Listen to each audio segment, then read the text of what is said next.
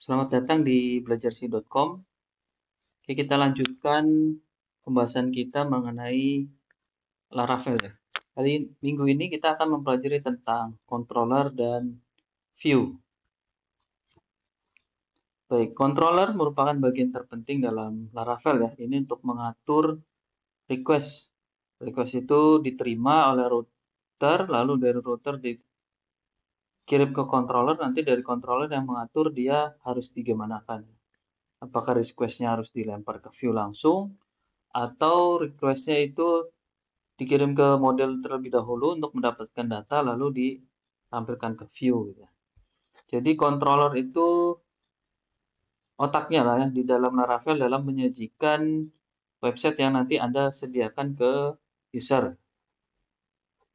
Oke, fungsi controller yang pertama mengatur logika bisnis aplikasi. Kemudian yang kedua menerima input dari HTTP request ya. Masuk ada get, ada post dan lain-lain, request dari user, kemudian sama controller dengan controller nanti diolah. Kemudian memproses data dan berinteraksi dengan model dan view ya. Lalu kemudian mengembalikan output berupa respon HTTP, berupa view ataupun berupa API nanti ke depannya. Dalam Laravel kita ada disediakan cara untuk membuat controller ya. Jadi ada dua cara. Yang pertama pakai cara manual, kita buat filenya langsung, lalu kita harus hafal sintaksnya ya untuk controller. Tapi ada juga yang langsung dibuatkan dengan menggunakan perintah artisan. Jadi seperti ini, PHP artisan nanti dibuka terminal, teman-teman buka terminal di Visual Code atau pakai CMD ya di Windows gitu ya. Ketik PHP artisan, lalu make ya, spasi make, lalu titik 2 controller. Oke, setelah controller baru spasi nama controller yang akan teman-teman bikin. Jadi misalkan teman-teman bikin root tentang slash about us gitu ya. Berarti nanti biar disamakan saja namanya nanti controllernya about controller gitu. Nama about kalau bisa digabungkan dengan kata controller ya, dempet gitu ya, seperti camel case ini istilahnya nama controller ini penulisannya besar, kemudian kecil, lalu kemudian besar lagi, dan kecil lagi gitu ya. Penulisannya ini dalam bentuk camel case. Ini nggak wajib sih teman-teman ya.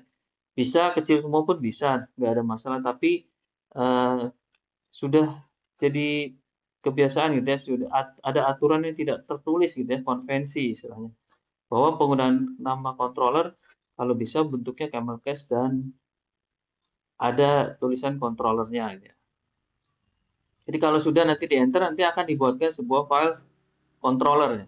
Nanti seperti ini file dasarnya. Jadi misalnya kita pakai nama controllernya kayak tadi adalah nama controller, nanti di app/http ya. Nah, app/http di folder app lalu /http nanti di bagian controllers akan dibuatkan file baru seperti ini. Karena kita tadi namanya nama controller, maka nanti dibuatkan nama controller.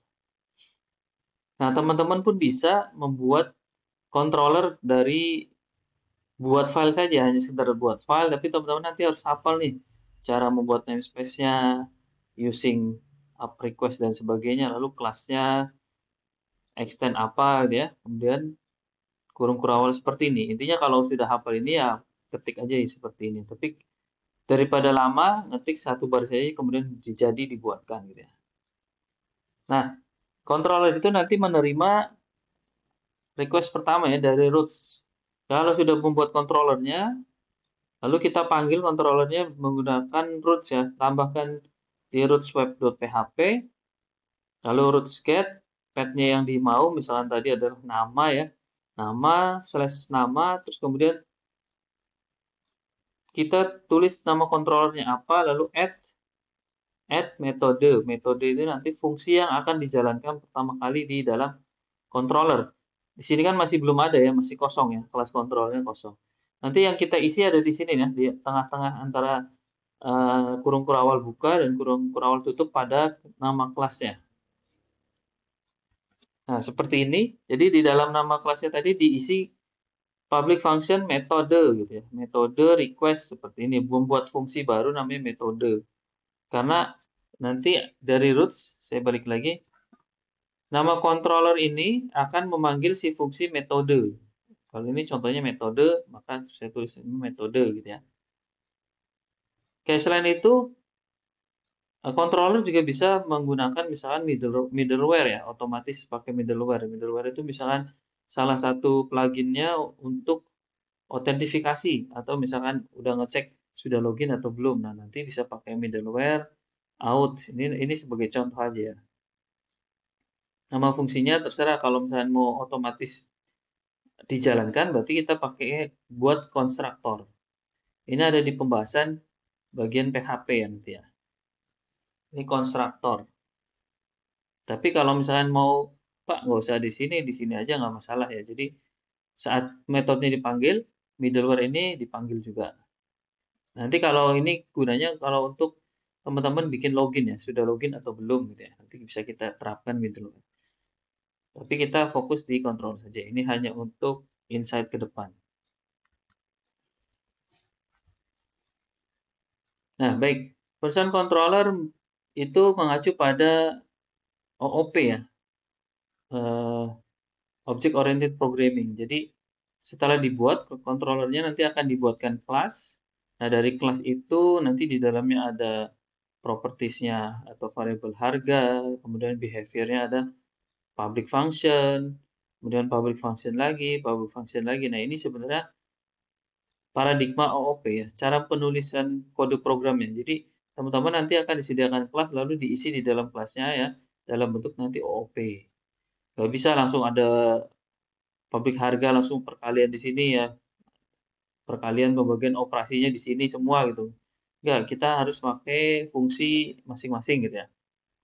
Jadi kalau misalkan kita mau tampilkan metodenya dari roots itu eksekusi function tampilkan, maka nanti di sini akan dijalankan.